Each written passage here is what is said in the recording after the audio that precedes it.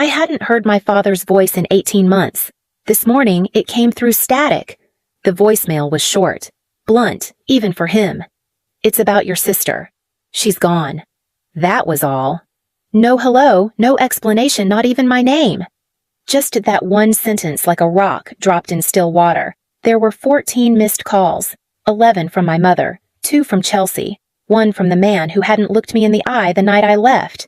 I didn't answer any of them. I played the voicemail once, then once more softer as if the words might change if I gave them space. They didn't. My phone lay on the counter screen still glowing. I stood there in my apartment, the upstairs room above Grady's Hardware where I've been working since they erased me. Morning light slid across the floorboards, catching on a coffee cup I hadn't rinsed. The kind of silence that holds its breath. I didn't move. Not right away. I thought about my mother, Margaret Ward. The kind of woman who irons cloth napkins for Sunday dinner but hasn't called me since the day I said something she didn't want to hear. She would be pacing, maybe crying, but mostly calculating how to pull the family back together before the neighbors notice something's broken. I imagined Chelsea too. My older sister, always good at falling apart just enough to be forgiven. Maybe she had left. Maybe she hadn't.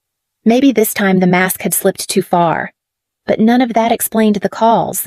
Because when I walked out of their lives, they didn't leave space for a return. They never called to ask where I was staying. Never asked if I needed help. Not even on my birthday. And now, after all that silence, they were calling 14 times before breakfast. I reached for my phone again, but didn't unlock it. I looked at my own reflection in the black screen, tired still. My hair pinned back like my mother used to do when I was 12. She said it made me look decent. Back then, I used to think decent was a kind of praise. Now I know it just means invisible enough to keep the peace. The phone buzzed once more. I let it ring, because I wasn't ready to hear what they needed, not when they'd never asked what I'd lost. It was a Thursday night, but the house looked like Sunday. The dining table had the good dishes laid out, the ones with the silver rims we only used for holidays. There was pot roast, too dry. A bottle of wine breathing in the center. Cloth napkins folded into triangles. Chelsea had done those. She always said presentation mattered. I arrived 5 minutes early. I always did. Margaret Ward. My mother wore navy, no apron, no earrings, just a string of pearls that never left her skin.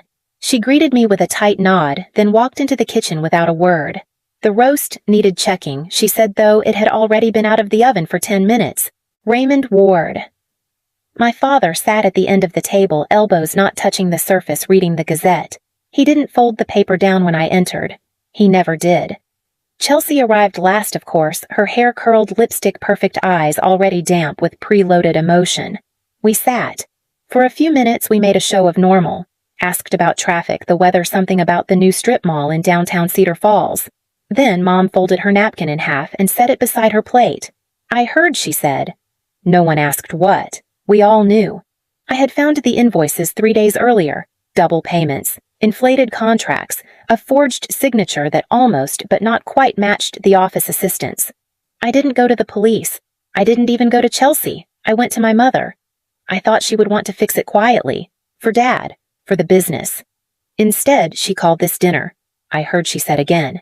And I need to ask. What exactly you thought you were doing? Chelsea's fork clinked against her plate. Dad turned a page of his paper without looking up. I tried to keep my voice steady. I didn't report anything. I just thought we should... No, Mom interrupted, her voice still calm. You didn't report anything. Yet. She smoothed the tablecloth with one hand. Do you have any idea what this would do to your father's name? To this family? She looked at me then. Not angry. Not even disappointed. Just... assessing. Chelsea shifted in her seat. She didn't cry yet. She didn't need to. She had Mom's voice to do it for her. I wasn't trying to expose anyone, I said. You just embarrassed your sister in front of the board, Mom cut in. That wasn't my intention. But that was the result. I looked at my father. He was watching the article on page B6 like it might dissolve if he blinked. I waited. He didn't speak. The silence in the room was heavy and clean like a kitchen right after bleach. Then, Mom said the sentence that stayed with me longer than any scream could have. If you can't keep this in the family, you are not family.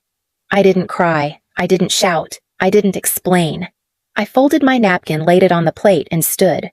No one stopped me. No one called my name. I walked out through the front door, the one with the brass handle I polished every Thanksgiving. I heard it close behind me. That was all. That was the last time I saw that house. Not because I couldn't go back, but because I finally understood it had never really been mine. Before that dinner, before the invoices, before my name was quietly erased, there were years of staying. Not just staying quiet, staying present, staying useful. I was the one who picked up Dad's prescriptions after his knee replacement when Chelsea forgot twice. I drove him to physical therapy on Mondays and Thursdays, even when I had to leave work early to do it. He never said thank you, but he did grunt once, which for him was nearly sentimental. I cleaned out the garage every spring, not because anyone asked, but because no one else would. I made dinner most Sundays. Mom would say she was tired, that her back had been acting up, or that the oven wasn't heating right again.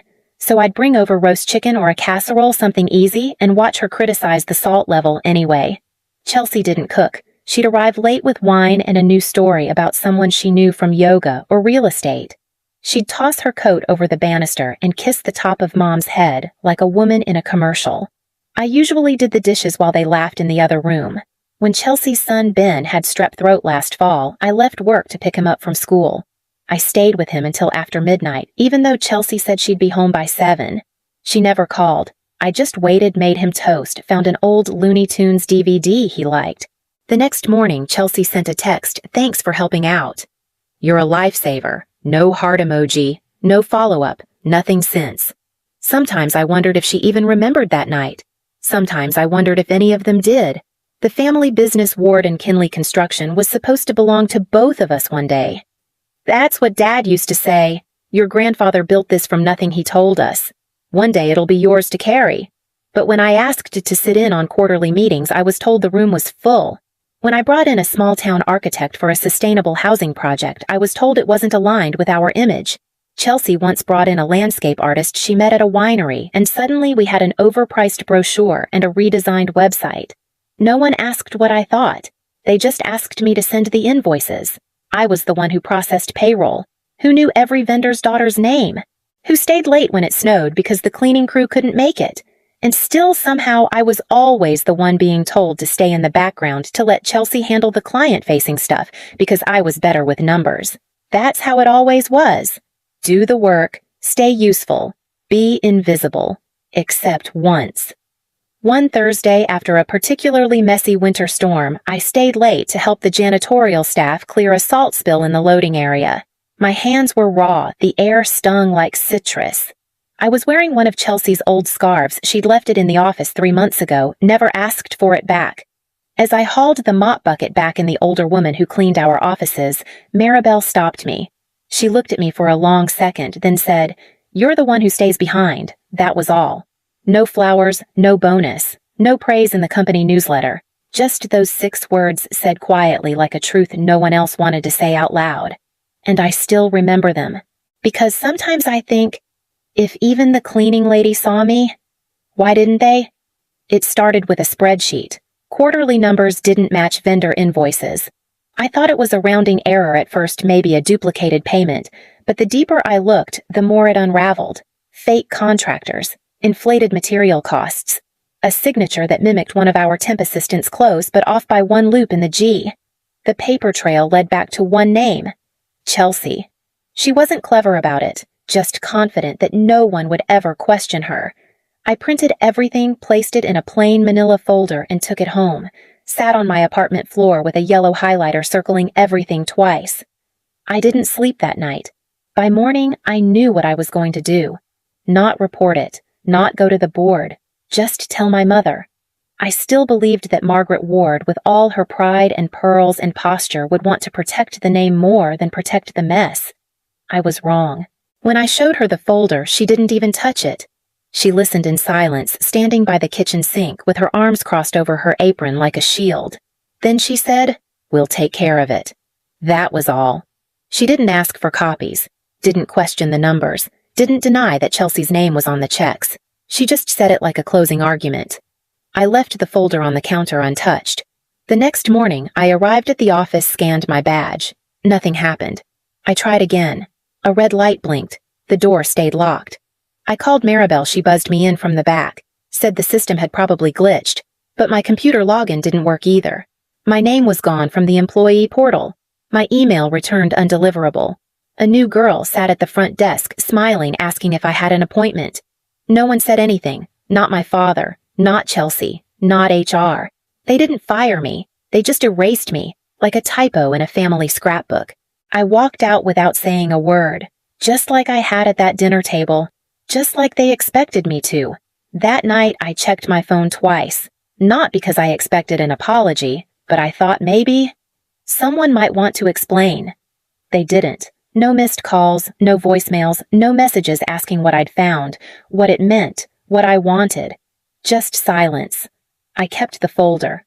Not because I intended to use it. There's still a part of me even now that recoils at the idea of exposure. But I needed proof.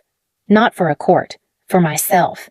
Because when people decide you no longer exist, it helps to hold something real in your hands. Something that says, you were here. You saw it. You weren't wrong. I didn't hear from them after that. Until this morning.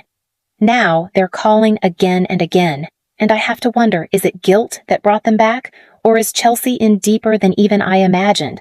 The silence didn't feel sharp at first. It crept in like cold through old window panes, slow, certain, and hard to notice until it settled into your bones. I moved out of my apartment over the bakery downtown. Took a room above Grady's Hardware instead. It was smaller, but the rent was clean and the landlord minded his own business. I liked that. My phone stayed mostly quiet. The only regular notifications were pharmacy reminders and promotional emails from stores I no longer shopped at. No birthdays were missed because no one remembered mine. No holidays ruined because no one invited me. Just clean, unbroken silence. I kept busy. Work at Grady's was simple shelves to restock customers to help deliveries to sign.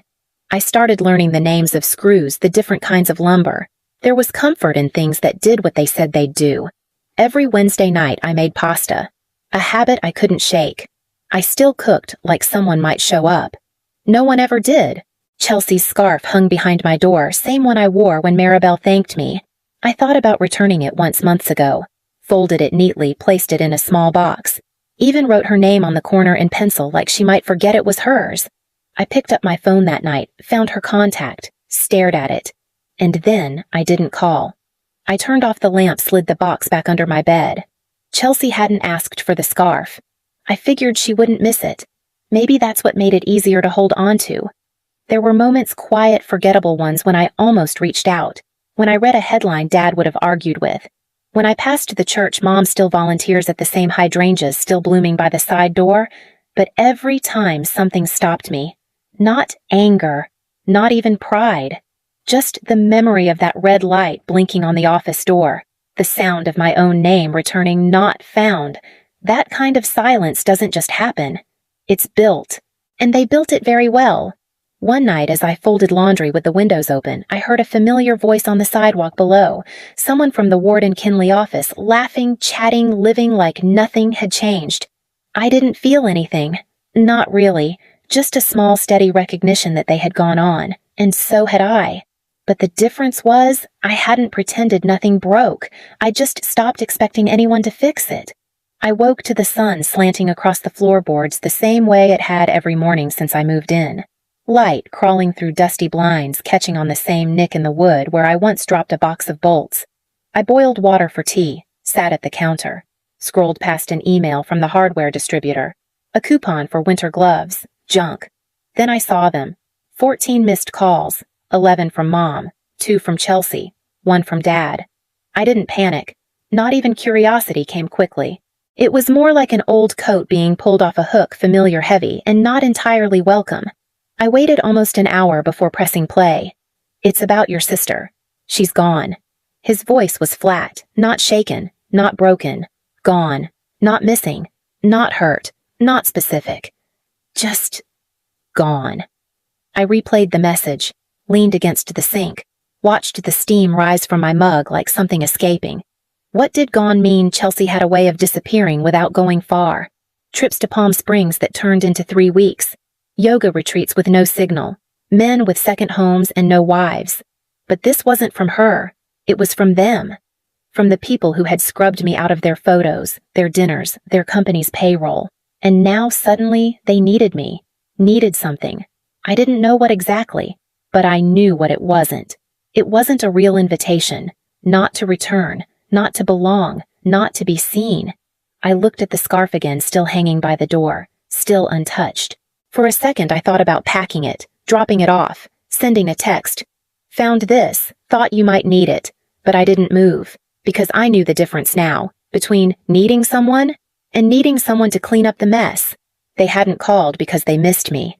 They called because the person they protected had finally slipped too far. And for the first time there was no one left to blame but themselves. I finished my tea. Let the voicemail sit there. Then, without a second thought, I pressed delete. The voicemail was gone. The screen now blank, like it had never lit up with their names at all. I made tea again just for the warmth. The mug left a faint ring on the counter which I wiped away without thinking. Then I walked to the drawer beside the bed, the one with the things I never fully unpacked. Inside, still sealed and untouched, was the manila folder. Chelsea's invoices, the forged signatures, the spreadsheet I printed at midnight with my heart pounding like I was stealing from my own blood. For months I kept it, not to use, not to threaten, just to know I hadn't imagined it, that I hadn't broken something that was already cracked.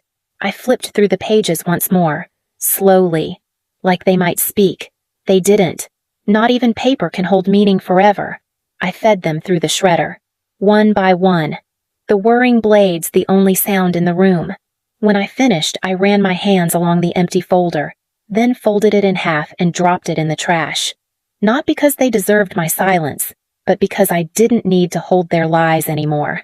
Next, I picked up my phone, blocked Chelsea's number first, then Mom's, then Dad's. The screen prompted me. "Are you sure you want to block this contact?" I tapped yes 3 times each with the same stillness as pouring a glass of water. No rage, no relief, just done. Outside, the wind picked up, rattled the old window panes like it always did around this time of year. I pulled Chelsea's scarf from the hook and held it once more. The fabric smelled like dust now. I placed it in the donation box by the door, folded neatly. No note. Let someone else find use in what was never really mine to begin with. By noon, the apartment was quieter than usual. Not silent, just finally at peace. They could keep the dinners, the name, the version of events they'd rehearsed for anyone who asked, but they couldn't keep the story whole without me, and I'd decided I would no longer be their missing piece. I didn't leave with a fight. I left with silence. And silence, I've learned, is not the absence of noise. It's the absence of permission, the refusal to explain, the final word without saying one. They might tell the story differently now, say I was overreacting, say I ran, say I never understood how family works. But stories need all their characters to stand. And I've stepped out of the frame. I didn't leave quietly. I stayed quiet, and that was louder than they ever expected. If silence ever cost you everything, just leave a dot.